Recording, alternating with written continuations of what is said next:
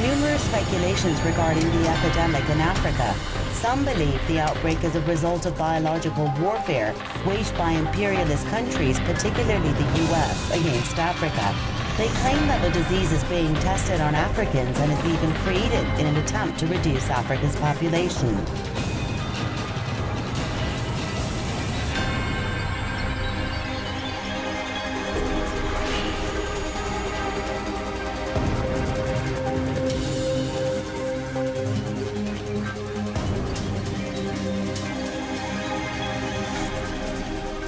Hello and welcome to the debate. I'm Marzieh Hashimi. Thanks so much for being with us. While the alarm is rising on the spread of the Ebola virus, statistics, though not clear, say at least 3,500 people have died from what they think is Ebola in 2014. The majority of cases have taken place in West Africa, mainly Liberia, Guinea, and Sierra Leone. However, the first fatality has now taken place in the United States of a Liberian national recently arriving in the U.S. Now, many questions are being asked, from if this disease is man-made to whether it is being used as an excuse by the United States to control more African resources. This after U.S. President Barack Obama declared war on Ebola. But instead of ordering health professionals to Africa, he's ordered the deployment of thousands of military troops. Controversy is the information released on the patent secured by the U.S. government on the Ebola virus. The U.S. Centers for Disease Control, CDC, owns a patent on a particular strain of Ebola known as Ebola. The question here is, why would a government organization claim to have invented an infectious disease and then claim a monopoly over its commercial use? And the possible answer would be to cause panic, introduce a vaccine, and push countries into buying billions of dollars worth of vaccines. I'd like to welcome my guest to the program, founder of American Institute for Foreign Policy, Mr. Michael Lane out of Washington, and political commentator Dr. Randy Short right here in Tehran. Welcome both of you to the program. Well, let's start this off with Mr. Lane. Now, Ebola is a deadly disease. Do you think that the global community is dealing with it in the right way? I think we're starting to take steps in that direction. Clearly, the world community and the United States, as the leader of the world community, was several days late and several dollars short in terms of their reaction to the outbreak of Ebola. Where the president now is showing signs, President Obama is now showing signs that he recognizes Ebola as a threat to world health and world order and United States public health. He should have recognized that months before he finally did, and taken even more steps than he's taken so far to contain the outbreak back before it spread as far as it has. What about that, Dr. Short? Do you agree with our guest, Mr. Lane, who said that now the United States is starting to take the precautions that it had needed to take before? Or do you see it in a different perspective? I agree, if I'm following the hegemonic line, that this was a legitimate disease that just occurred freely in nature. But since I do not, frankly, what President Barack Obama should have done is call for cessation of all American NGOs, corporations, not-for-profits doing non-consensual human experimentation in Africa and everywhere else in the world where it goes on. Ebola, I'm holding in my hands a patent that the U.S. government gave for Ebola in 2012. It says it's invented, and it was made in its abstract for experimentation. Governments in Africa were given about $140 million to let experimentation start in January of this year.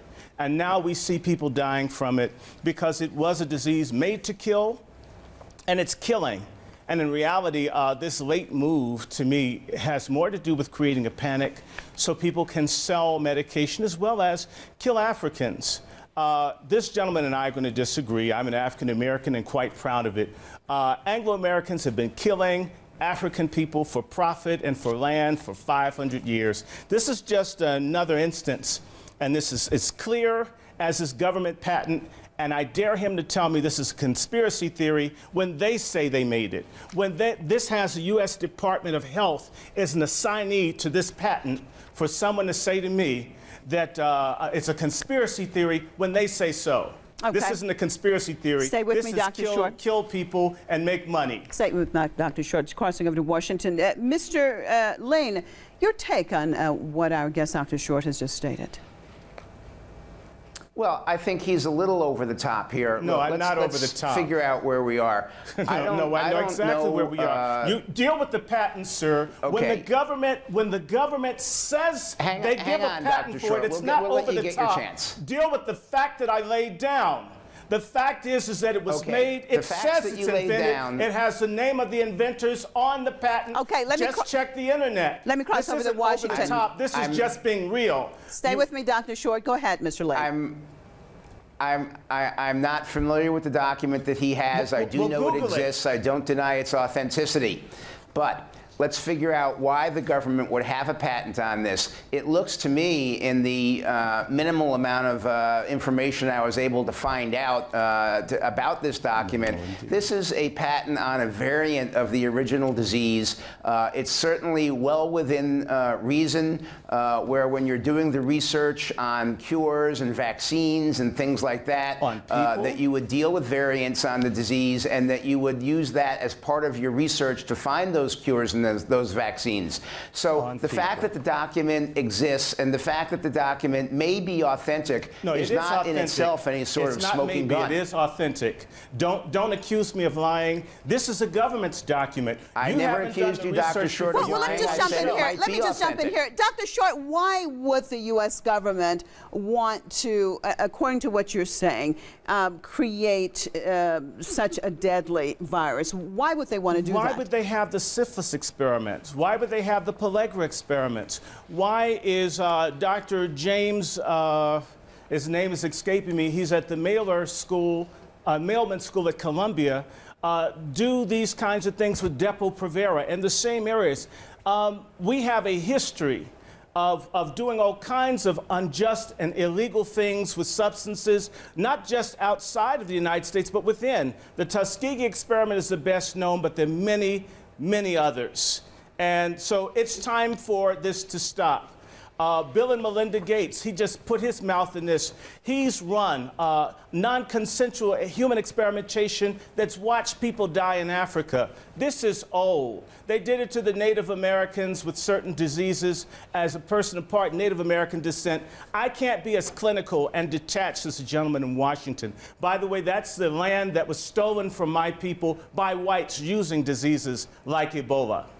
All right, stay with me both, guests, Mr. Lane and Dr. Short. I want to cross over to our Facebook page and see what some of our viewers have said about this subject. Defiantly, the Americans have developed a lab strain to use it as a weapon, and for sure this strain is that very lab strain. That's why it's spreading more quickly than the old natural strains seen before. The US is a scapegoat for all the losers out there who can't take responsibility for their own actions. They already have a vaccine and cure for this. That's why they already have a patent on it. AIDS didn't kill fast enough, so they created Ebola.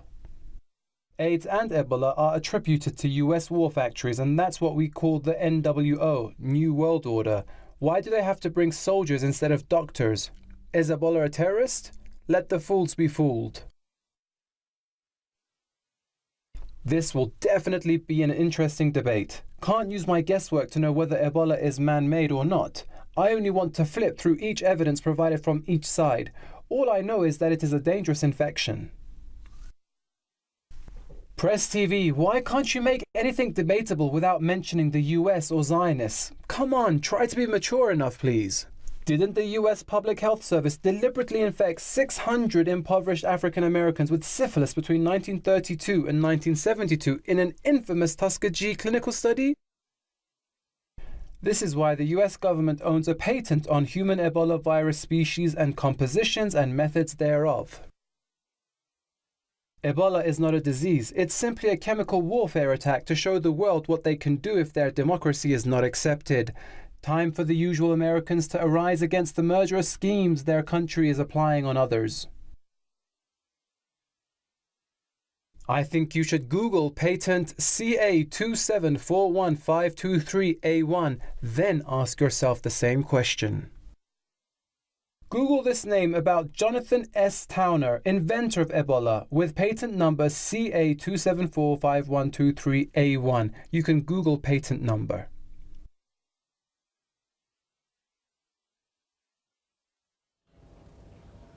Okay, well, lots of comments. Mr. Lane, let me get your perspective on some of our comments. There seem to be a lot of people that really believe that the United States is behind this. Your take, sir.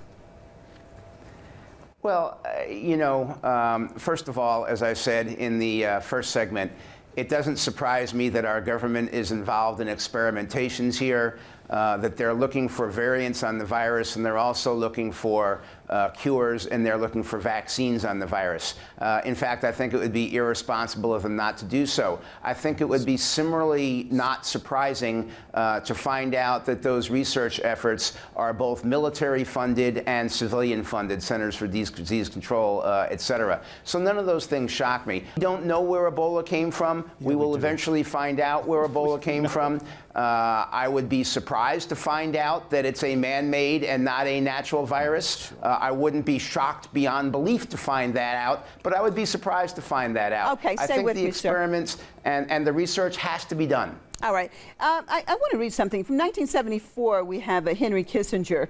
It says depopulation should be the highest priority of foreign policy towards the third world. We have a leader in the United States right now, Louis Farrakhan, Dr. Short, who's saying, quote, that the U.S. government is behind this to depopulate the world's black population. How likely is that a possible scenario? Well, look at the National Security Memorandum 200.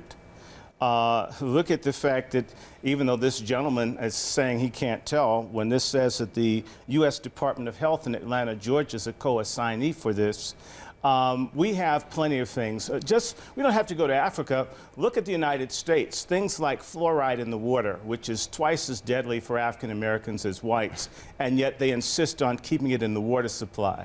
Non-whites make up roughly 70% of the people aborted each year in the United States. When you look at the mass incarceration and you look at many other things, eugenics is as American as apple pie. Adolf Hitler, his people came to the United States to learn at the feet of Margaret Sanger. So in reality, and of course that's real unpleasant because Anglo-Americans don't like hearing that, yes, Hitler went to you when he wanted to figure out what to do with unwanted populations.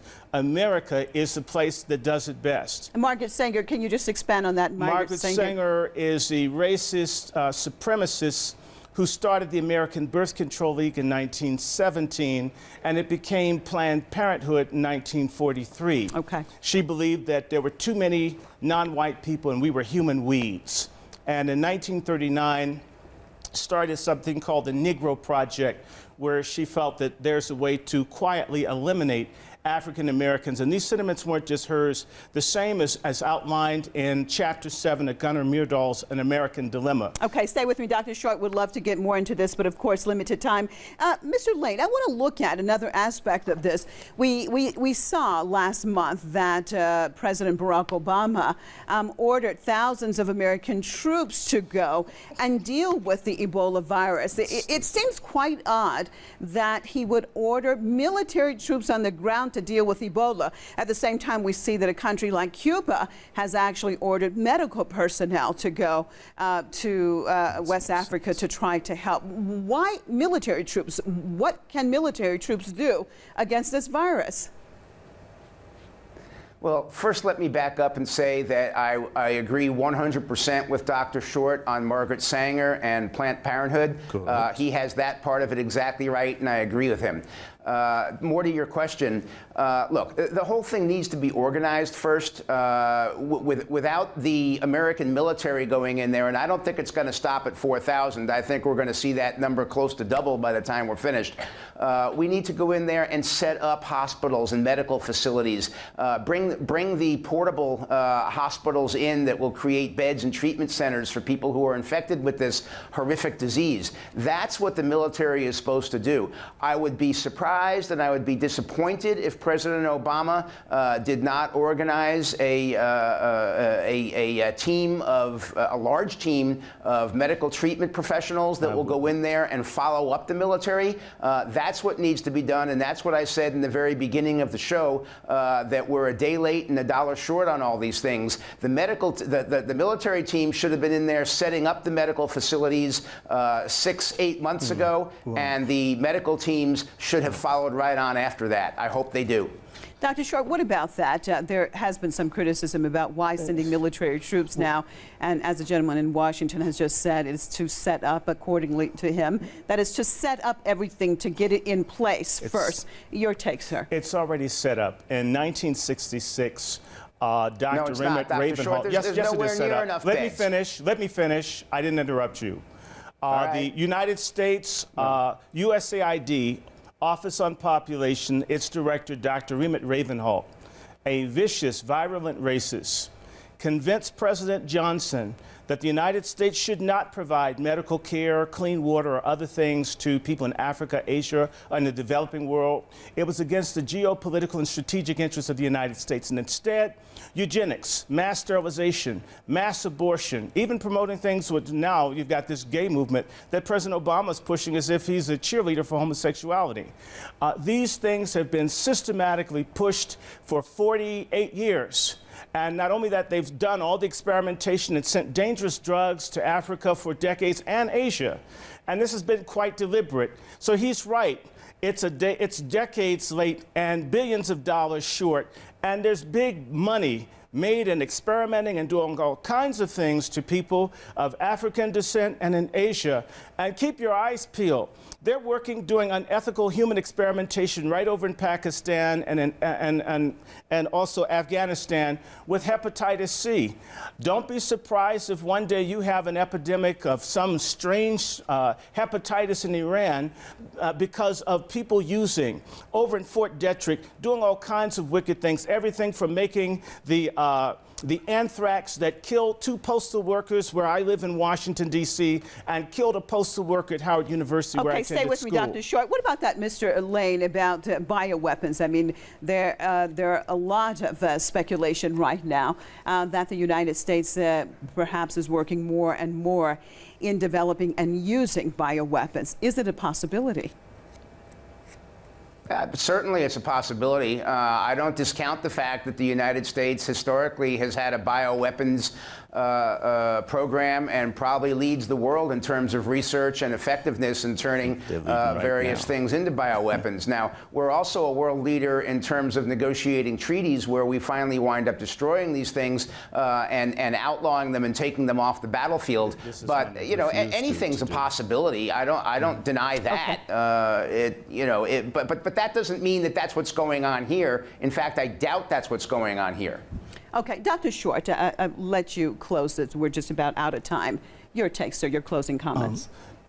All the countries of the world, led by the United States, need to stop all human experimentation and all sorts of human rights violations in countries in Africa and Asia.